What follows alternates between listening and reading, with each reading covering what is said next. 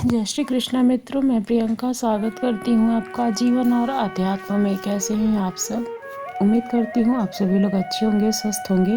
तो आज मैं आप लोग के लिए कहानी लेके आई हूँ कि जो किसी के साथ कभी भी अच्छा करता है उसके साथ सदैव अच्छा होता है, उसके लिए लोग अच्छा ही सोचते हैं। तो चलिए कहानी को सुनते हैं। बात उस समय की है जब शिखा की शादी को 5 साल हो गए थे। अपने कमरे में बैठकर अपने बच्चे की मालिश कर रही थी वो। तभी फ़ोन की घंटी की आवाज़ सुनाई देती है और शिखा मालिश कर रही थी, इसलिए वो फ़ोन नहीं उठा पाती है क्योंकि उसके हाथ में तेल लगा हुआ होता है। उठाना तो वो चाहती है पर उठा नहीं पाती है। तभी वो अपने सास को आवाज़ लगाती है और कहती है कि माँ जी, एक बार देख लीजिए कि किसका फ़ोन आया है। कौन है जो इतनी देर से बार बार फ़ोन कर रहा है? मेरे हाथ में तेल लगा हुआ है, मैं मुन्ने को मालिश कर रही हूँ। उसकी सास बोलती है कि बहू क्या उठाऊँ, तुम्हारे मायके से ही फ़ोन होगा, मैं उनसे क्या बात करूँगी, तुम ही आना तो उठा लेना।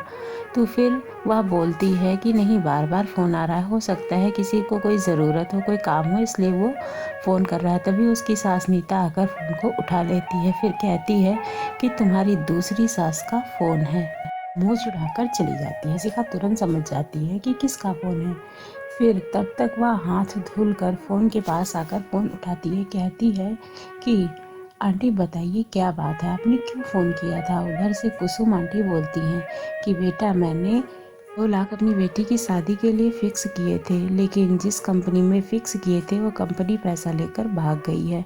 अब मुझे समझ में ही नहीं आ रहा है कि मैं अपनी बेटी की शादी कैसे कराऊं, कि हमारे पास तो पैसे हैं नहीं और पैसे का इंतज़ाम कैसे करूं, कहाँ से खर्चा करूं, क्योंकि मुन्नी शादी के लायक हो गई है और हम लोग शादी भी ढूंढ रहे हैं, कहीं बात भी बनने वाली है और हमारे पास इतनी कमाई तो है नहीं कि पैसे एक साथ इकट्ठा कर ले। इसीलिए मैं थोड़े थोड़े करके जोड़ रही थी उसकी शादी के लिए, कि जैसे उसकी शादी को आराम से निपटाया जा सके।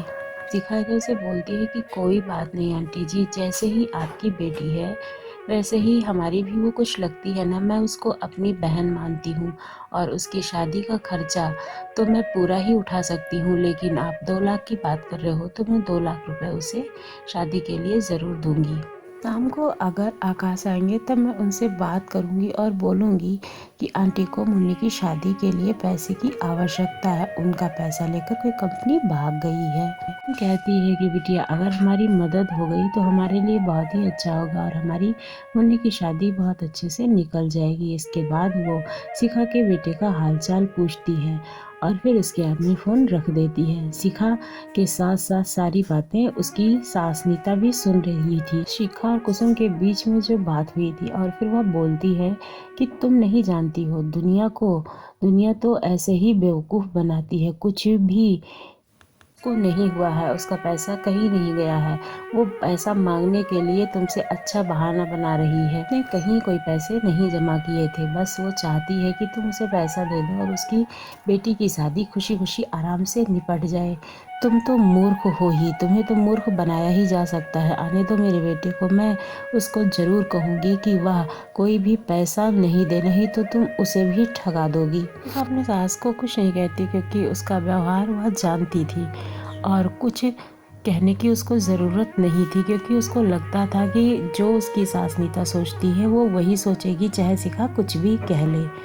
भी वह अतीत के पन्नों में चली जाती है और कुछ सोचने लगती है। जब वह शादी करके आई थी, उसका मायका छूटा था। ससुराल में एक ससुर थे जो कि बहुत ही सज्जन और अच्छे स्वभाव के थे, जिससे उसको पिता का प्यार मिलता था। लेकिन सास का स्वभाव अत्यंत चिड़चिड़ा था, वह किसी की नहीं सुनती थी।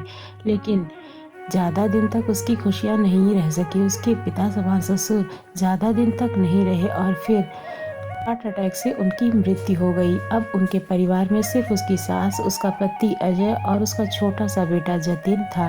और ससुर जी के जाने के बाद अब उसकी सास और भी मुंह फट हो गई थी, क्योंकि उन्हें बिल्कुल भी कोई रोकने वाला नहीं था। कुसुम आंटी उनके घर में पहले किराए पे रहा करती थी। तो शिखा अपने दिल की बात कर लिया करती थी। कुसुम आंटी भी अपनी बेटी समझकर उसको सारी बात बता दिया करती थी। जब शिखा का बेटा हुआ तब शिखा की तबीयत बहुत ज़्यादा खराब हो गई थी और डॉक्टर ने उसे उठने चलने के लिए मना कर दिया था।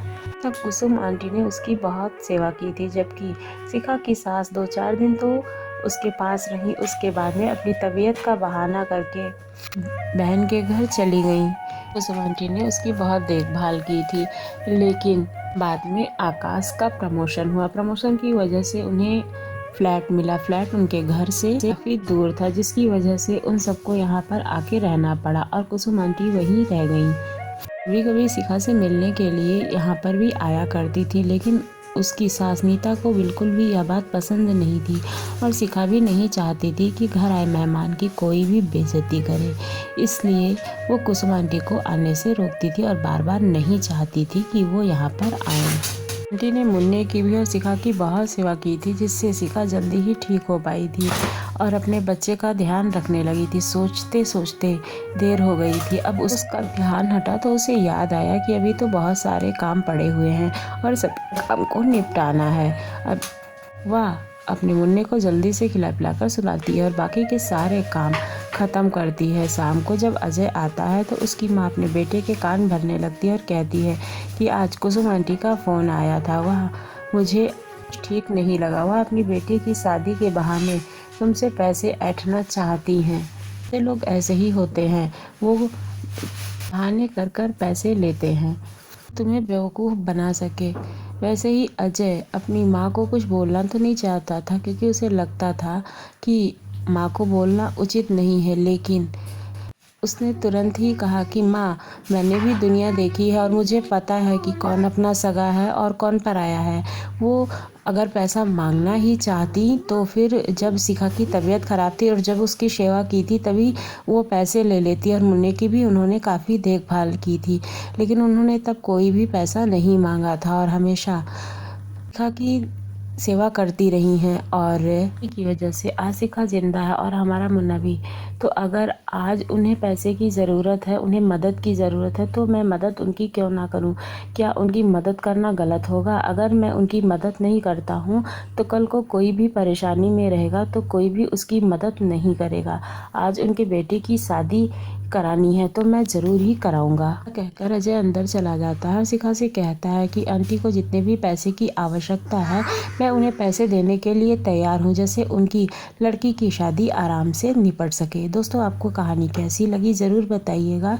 दोस्तों, अगर हम किसी की मदद करते हैं तो हमें उसका फल अच्छा ही मिलता है और हमेशा दूसरों की मदद करनी चाहिए, दूसरों के बारे में अच्छा सोचना चाहिए, कभी भी किसी के बारे में बुरा नहीं सोचना चाहिए। जब भी सुख दुख आता है तो पहचान अपने और पराये की हो जाती है, तो हमेशा दुख वाले में जिसने आपकी मदद की है वही आपका अपना है। रिश्ते खून से नहीं प्रेम से बनते हैं। धन्यवाद।